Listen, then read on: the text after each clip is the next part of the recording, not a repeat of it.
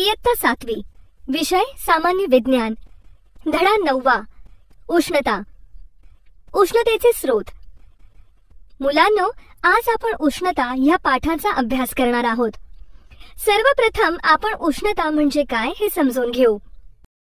उष्णता म्हणजे काय तर उष्णता म्हणजे ऊर्जा. उष्णता हे ऊर्जेचे एक रूप आहे. हे समजण्यासाठी आपण एक उदाहरण पाहूया, म्हणजे तुम्हाला नीट समजेल की उष्णता कशाला म्हणतात.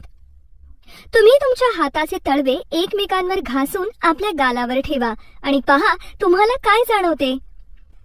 तुम्हाला जाणवेल की हाताचे तळवे एकमेकांवर घासत असताना ते गरम होऊन तिथे उष्णता निर्माण होते आणि हात आपल्या गालावर ठेवल्यावर गालावर गरम जाणवते. म्हणजेच या ठिकाणी हात हातावर घासल्याने तेथे घर्षण होऊन उष्णता निर्माण झाली. ही उष्णता कशी निर्माण होते याची अधिक माहिती घेण्यासाठी आपण काही चित्रे पाहणार आहोत. ही चित्रे पहा. या चित्रांमध्ये विविध प्रकारच्या घटना दाखवल्या आहेत. त्या घटनांमागील कारणे कोणती ते तुम्ही मला सांगाल का? पहिल्या चित्रात तुम्हाला काय दिसते बरं? बाई दूध उकळताना दिसते, म्हणजे ते तापून वर आले आहे. अगदी बरोबर. हे दूध उकळते आहे कारण गॅसची शेगडी सुरू केल्याने दुधाच्या भांड्याला गॅसकडून उष्णता मिळते आणि त्यामुळे ते दूध तापते. दुसऱ्या चित्रात काय दिसते बरं तुम्हाला? एक मुलगा अंगावर चादर घेऊन झोपला आहे. त्याला ताप आला असावा कारण त्याच्या तोंडात ताप मोजायची नळी ठेवली आहे.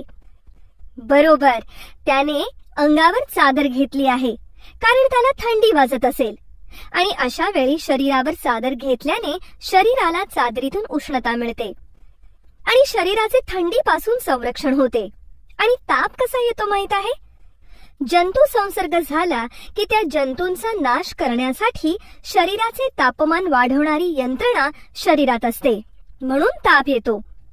तोंडात तापमापक ठेवला की तोंडातील उष्णतेमुळे त्यातील पारा प्रसरण पावतो व ताप किती आहे ते मोजता येते. बरं, पुढील चित्र पाहून तुम्ही काय सांगू शकता?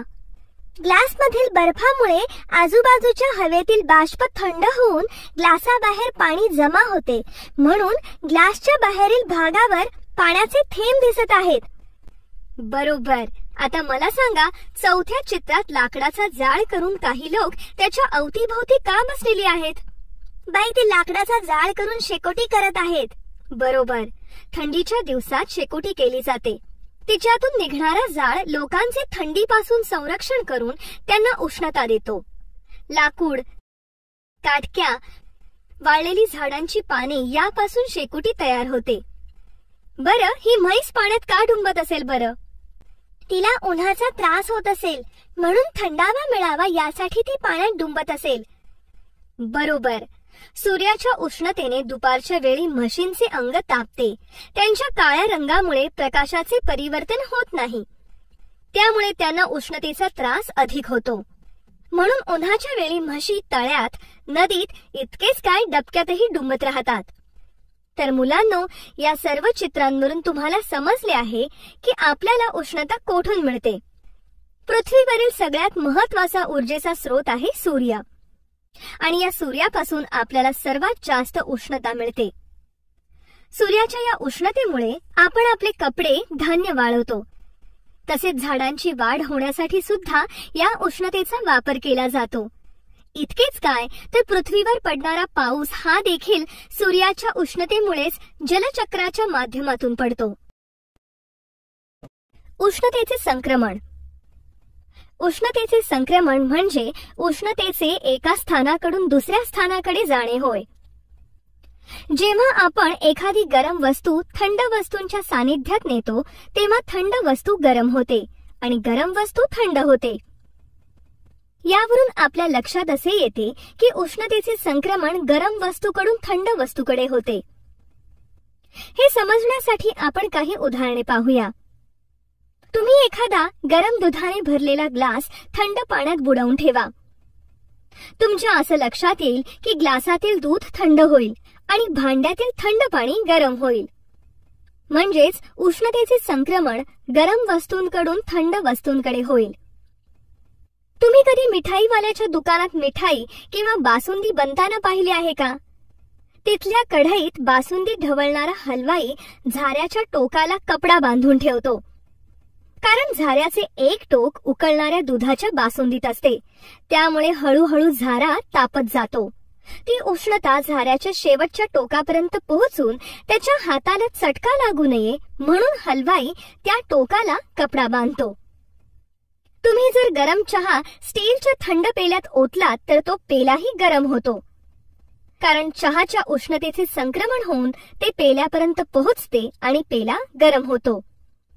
तर मुलांनो, अशा प्रकारे उष्णतेचे संक्रमण होते. चला तर आपण आता या उष्णतेच्या संक्रमणाचे प्रकार पाहू. उष्णता संक्रमणाचे प्रकार. Types of heat transfer. मुलांनो, उष्णतेच्या संक्रमणाचे 3 प्रकार आहेत. उष्णतेचे वहन, अभिसरण आणि प्रारण. यातील प्रत्येकाची सविस्तर माहिती आपण करून घेऊया. उष्णतेचे वहन, कंडक्शन. पदार्थाच्या उष्ण भागाकडून थंड भागाकडे होणाऱ्या उष्णतेच्या संक्रमणास उष्णतेचे वहन म्हणतात. उष्णता वहनास पदार्थाच्या माध्यमाची आवश्यकता असते, म्हणजेच निर्वात पोकळीमधून उष्णतेचे वहन होत नाही. स्थायूरूप पदार्थांमधून उष्णतेचे वहन होते. आता आपण एका प्रयोगाद्वारे उष्णतेचे वहन कसे होते ते जाणून घेऊया. यासाठी लागणारे साहित्य आहे स्टेनलेस स्टील किंवा लोखंड, ॲल्युमिनियम, तांबे यांच्या पट्ट्या, मेणबत्ती, बर्नर, टाचण्या इत्यादी. कृती. प्रथम सर्वसाधारणपणे 30 सेंटीमीटर लांबीच्या समान आकाराच्या स्टेनलेस स्टील किंवा लोखंड, तांबे, ॲल्युमिनियमच्या पट्ट्या घ्या. या प्रत्येक पट्टीवर 2-2 सेंटीमीटर अंतरावर मेणबत्तीच्या सहाय्याने मेणाचे ठिपके द्या.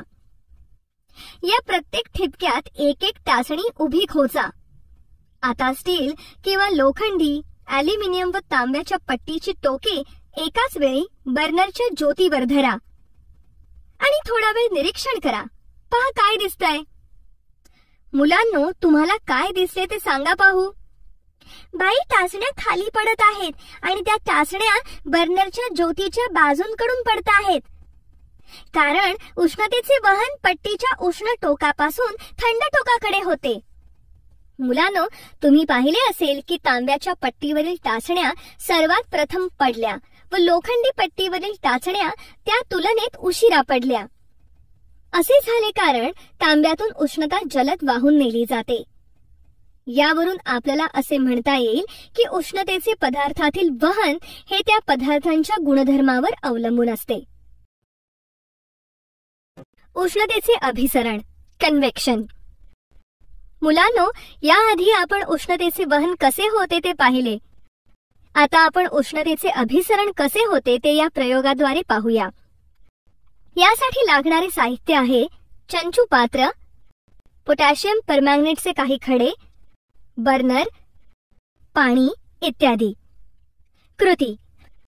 प्रथम काचेच्या एका चंचू पात्रात पाणी घ्या. त्या चंचू पात्राला गॅस बर्नरच्या सहाय्याने मंद उष्णता द्या.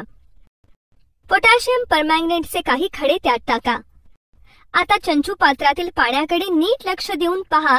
सांगा बरं काय दिसते आहे. बाई, पाण्यात खालून वर आणि पुन्हा खाली येणारे प्रवाह दिसत आहेत. बरोबर, तुम्हाला हे असे प्रवाह दिसत आहेत कारण पाण्याला उष्णता देण्यास सुरुवात केल्यानंतर तळालगतचे पाणी गरम होते आणि त्याची घनता कमी होऊन ते वरच्या भागाकडे जाते आणि त्याची जागा वरून येणारे थंड पाणी घेते. तुम्हाला हे प्रवाह पोटॅशियम परमॅंगनेटमुळे लाल जांभळे दिसत असल्याने लगेच ओळखता आले. अशा प्रकारे उष्णतेचे संक्रमण जेव्हा प्रवाहांद्वारे होते तेव्हा त्या क्रियेस उष्णतेचे अभिसरण असे म्हणतात. द्रव पदार्थास भांड्याच्या तळाकडून उष्णता दिली तर आधी तळालगतचा द्रव पदार्थ गरम होतो आणि त्याची घनता कमी होऊन तो वरच्या भागाकडे जातो. या द्रव पदार्थाची जागा वरून येणारा थंड द्रव घेतो. द्रव पदार्थाच्या घनतेतील या फरकामुळे असे प्रवाह निर्माण होऊन त्याद्वारे द्रव पदार्थात उष्णतेचे संक्रमण होते. यास उष्णतेचे अभिसरण असे म्हणतात. मुलांनो, हे लक्षात ठेवा की अभिसरण हे द्रव व वायुरूप पदार्थांमध्येच होऊ शकते. तसेच अभिसरणाला माध्यमाची आवश्यकता असते. घनता व अभिसरण संबंध. मुलांनो, आता आपण घनता व अभिसरण यांचा संबंध कसा असतो हे समजून घेण्यासाठी एक प्रयोग करू. यासाठी लागणारे साहित्य आहे परीक्षा नळी, बर्फाचा खडा, स्टीलची जाळी, बर्नर, मेणबत्ती इत्यादी. कृती. प्रथम एका परीक्षा नळीत पाणी घ्या. स्टीलच्या एका जाळीत बर्फाचा तुकडा गुंडाळून परीक्षा नळीत सोडा. पहा, हा बर्फाचा तुकडा तळाशी जातोय. आता चिमट्यामध्ये परीक्षा नळी तिरकस धरा. तिच्या वरच्या भागाला बर्नरने उष्णता द्या. पहा, परीक्षा नळीतील वरच्या भागातील पाणी उकळू लागले आहे. आता ही उष्णता देणे बंद करा आणि परीक्षा नळीतील पाणी आणि त्या बर्फाचे निरीक्षण करा. सांगा पाहू काय दिसते आहे. पाण्याच्या वरच्या भागाला उष्णता दिली आहे, तरीही ही उष्णता तळाशी पोहोचली नाही, कारण तेथे तळाशी असलेला बर्फाचा तुकडा तसाच दिसतो आहे. मुलांनो, बरोबर आहे तुमचे. असे होते कारण पाण्याच्या वरच्या भागाला उष्णता दिली असता उष्णतेमुळे घनता कमी झालेले पाणी खाली जाऊ शकत नाही. त्यामुळे अभिसरण क्रिया घडत नाही. वरच्या भागाला उष्णता दिली तरी ती तळाशी पोहोचत नाही, म्हणून आपल्याला बर्फाचा तुकडा तसाच तळाशी असलेला दिसतो आहे. उष्णतेचे प्रारण. मुलांनो, आपण उष्णतेचे वहन आणि अभिसरण कसे होते ते पाहिले. आता उष्णतेचे प्रारण म्हणजे काय ते आपण समजून घेऊ. प्रारण. कोणतेही माध्यम नसतानाही होणाऱ्या उष्णतेच्या संक्रमणास प्रारण असे म्हणतात. ही गोष्ट एका प्रयोगाद्वारे आपण पाहूया. मुलांनो, उष्णतेचे प्रारण कसे होते हे समजण्यासाठी एक मेणबत्ती पेटवून उभी करा. तिच्या दोन्ही बाजूनी तळहात धरा आणि हात थोडे थोडे जवळ आणा. हे करून झाल्यावर तुम्हाला काय जाणवते? बाई, आमचे हात गरम झाल्याचे जाणवते आहे. बरोबर. असेच जेव्हा तुम्ही शेकोटी जवळ किंवा सकाळी कोवळ्या उन्हात उभे राहता तेव्हा देखील तुम्हाला तुमचे शरीर गरम झाल्याचे जाणवते. सूर्य हा आपल्यापासून लाखो किलोमीटर अंतरावर आहे आणि सूर्य व पृथ्वी या दरम्यान हवाही नाही. हा हवेचा थर हा केवळ पृथ्वीलगतच आहे, पण तरीही ही उष्णता आपल्यापर्यंत येते. तर अशा प्रकारे कोणतेही माध्यम नसतानाही होणाऱ्या उष्णतेच्या संक्रमणास प्रारण असे म्हणतात. उष्णतेचे प्रारण होत असताना ही प्रारणे जेव्हा एखाद्या वस्तूवर पडतात तेव्हा उष्णतेचा काही भाग हा वस्तूकडून शोषून घेतला जातो, तर काही भाग परावर्तित केला जातो. एखाद्या पदार्थाची उष्णतेची प्रारणे शोषून घेण्याची क्षमता ही त्याच्या रंगावर तसेच अंगभूत गुणधर्मावर अवलंबून असते. हे बघण्यासाठी आपण एक प्रयोग करूया. यासाठी लागणारे साहित्य आहे ॲल्युमिनियमचे एकसारख्या आकारांचे 2 डबे, एकसारखे काचेचे लहान ग्लास, पाणी, तापमापी, काळा रंग इत्यादी. कृती. प्रथम एक डबा बाहेरून काळ्या रंगाने रंगवा आणि तो वाळू द्या. दुसरा तसाच ठेवा. नंतर दोन्ही डब्यांमध्ये समान तापमानाचे पाणी भरलेले एक एक ग्लास ठेवा. त्या डब्याचे झाकण लावा. आता हे दोन्ही डबे उन्हात ठेवा. उन्हात 2 तास ठेवल्यानंतर या दोन्ही डब्यांमधील ग्लासातील पाण्याचे तापमान मोजून त्याचे निरीक्षण करा आणि सांगा काय फरक दिसतो आहे. दोन्ही ग्लासातील पाण्याचे तापमान वेगवेगळे आहे. काळ्या डब्यातील ग्लासात असलेल्या पाण्याचे तापमान जास्त आहे. दुसऱ्या डब्यातील पाण्यापेक्षा काळ्या डब्यातील पाणी खूप गरम झाले आहे. हो, बरोबर आहे. काळा रंग जास्त प्रमाणात उष्णता खेचून घेतो, म्हणून त्या डब्यातील ग्लासात असलेल्या पाण्याचे तापमान अधिक वाढलेले दिसते. यावरून तुमच्या असे लक्षात आले असेल की गडद रंग अधिक उष्णता खेचून घेतो. उदाहरणार्थ लाल, काळा, गडद निळा इत्यादी. मुलांनो, म्हणूनच घराला रंगकाम करताना आपण बाहेरून गडद रंग देत नाही, कारण उन्हाळ्यात हा रंग उष्णता खेचून घेतो आणि त्यामुळे घराच्या भिंती जास्त प्रमाणात गरम होऊन घरातील तापमान वाढते. विज्ञानाची किमया. मुलांनो, निसर्गातील अनेक वस्तू, उदाहरणार्थ झाडे, डोंगर, दगडगोटे, रस्ते यापासून उष्णतेचे प्रारण होत असते. या प्रारणांचा वापर करून रात्रीच्या वेळी आजूबाजूचा परिसर दिसू शकेल असा कॅमेरा विकसित झाला आहे. त्याला अवरक्त कॅमेरा असे म्हणतात. अशा कॅमेऱ्याचा वापर करून रात्रीच्या वेळी शत्रूंच्या हालचालींवर लक्ष ठेवता येते. उष्णतेचे सुवाहक व दुर्वाहक. मुलांनो, आता आपण उष्णतेचे सुवाहक आणि उष्णतेचे दुर्वाहक म्हणजे काय ते समजून घेऊ. उष्णतेचे सुवाहक. ज्या पदार्थांमधून उष्णतेचे वहन सहजपणे होते त्यांना उष्णतेचे सुवाहक म्हणतात. उदाहरणार्थ तांबे, लोखंड.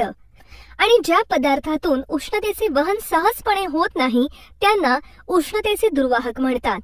उदाहरणार्थ लाकूड, प्लास्टिक. आता आपण उष्णतेचे सुवाहक व उष्णतेचे दुर्वाहक यांची काही उदाहरणे दिली आहेत ती पाहूया. उष्णतेचे सुवाहक: चांदी, तांबे, ॲल्युमिनियम, पितळ, लोखंड, शिसे, पारा. उष्णतेचे दुर्वाहक: काच, ॲस्बेस्टॉस, लाकूड, पाणी, बुचाचे लाकूड, कापूस, हवा. मुलांनो, आता आपण काही वस्तूंचे प्रयोग करून बघूया. त्यातून आपल्याला समजेल की त्या वस्तू उष्णतेच्या सुवाहक आहेत की दुर्वाहक आहेत. यासाठी एका काचेच्या चंचू पात्रात स्टीलचा चमचा, तांब्याची पट्टी किंवा सळई, कंपासमधील डिवायडर, पेन्सिल, प्लास्टिकची पट्टी ठेवा. त्यामध्ये गरम केलेले पाणी टाका. साधारणतः पाणी 60° ते 70° सेल्सिअस पर्यंत तापलेले असावे. आता थोडा वेळ थांबून त्यातील प्रत्येक वस्तूच्या पाण्याबाहेरील टोकाला स्पर्श करा आणि मी विचारेन ती प्रत्येक वस्तू खूप गरम आहे, बेताची गरम आहे, कोमट आहे की वातावरणा इतकी थंड आहे ते सांगा. वस्तू आणि टोकाला असलेली उष्णता. तांब्याची पट्टी: खूप गरम. सळई: गरम. स्टीलचा चमचा: खूप गरम. डिव्हायडर: खूप गरम. पेन्सिल: वातावरणा इतकी थंड. प्लास्टिकची पट्टी: कोमट. शाब्बास. यावरून असे लक्षात येते की यातील काही पदार्थ उष्णतेचे सुवाहक आहेत तर काही दुर्वाहक आहेत. तांब्याच्या पट्टीतून किंवा भांड्यातून उष्णता सहज वाहून नेली जाते, परंतु प्लास्टिक, लाकूड यामधून उष्णतेचे वहन सहजपणे होत नाही. गरम चहा काचेच्या ग्लासमध्ये किंवा मातीच्या कपात घेतला तर तो आपण सहजपणे धरू शकतो, पण तोच चहा स्टीलच्या ग्लासमध्ये किंवा तांब्याच्या भांड्यात घेतला तर तो ग्लास किंवा भांडे तापल्यामुळे ते आपण हातात घेऊ शकत नाही. उष्णतेमुळे पदार्थाचे होणारे प्रसरण आणि आकुंचन. मुलांनो, आता आपण उष्णतेमुळे स्थायू, द्रव आणि वायू पदार्थांचे प्रसरण व आकुंचन कसे होते ते पाहूया. स्थायू पदार्थाचे होणारे प्रसरण व आकुंचन. प्रथम आपण स्थायू पदार्थांचे होणारे प्रसरण आणि आकुंचन कसे होते ते पाहू. उष्णतेमुळे धातू प्रसरण पावतात आणि उष्णता काढून घेतल्यास ते आकुंचन पावतात.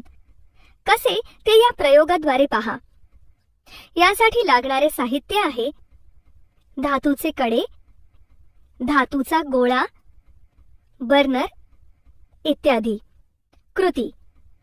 प्रथम एका धातूचे कडे व एका धातूचा गोळा अशा आकाराचे घ्या की गोळा कड्यातून जेमतेम आरपार जाईल. आता गोळा तापवा. तापल्यावर तो कड्यातून आत जातो का ते पहा. आता गोळा थंड होऊ द्या.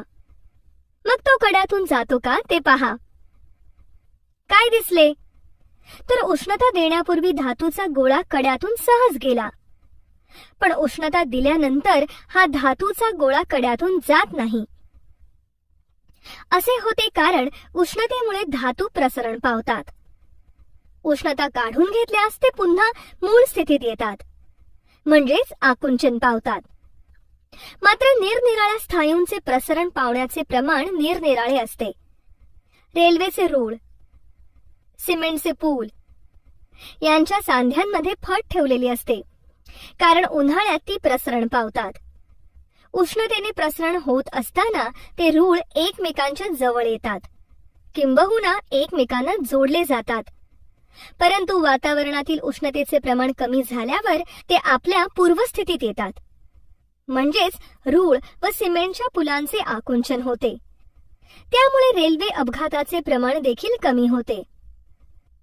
उष्णतेमुळे द्रव पदार्थांचे होणारे प्रसरण आणि आकुंचन. द्रवाला उष्णता दिली की द्रवाच्या कणांमधील अंतर वाढते आणि त्याचे आकारमान वाढते. याला द्रवाचे प्रसरण होणे असे म्हणतात. तापमान कमी केल्यास त्याचे आकुंचन होते. कसे ते या प्रयोगाद्वारे पहा. यासाठी लागणारे साहित्य आहे 500 मिलीचे शंकुपात्र, 2 छिद्रांचे रबरी बूट्स, काचेची नळी, मोजपट्टी, तापमापी, स्टँड, जाळी, बर्नर, आलेख पेपर इत्यादी. कृती: प्रथम शंकुपात्र पाण्याने पूर्ण भरा. नंतर काचेची नळी व तापमापी रबरी बुचामध्ये बसवून शंकुपात्राला बसवा. आता पाण्याला उष्णता द्यायला सुरू करा.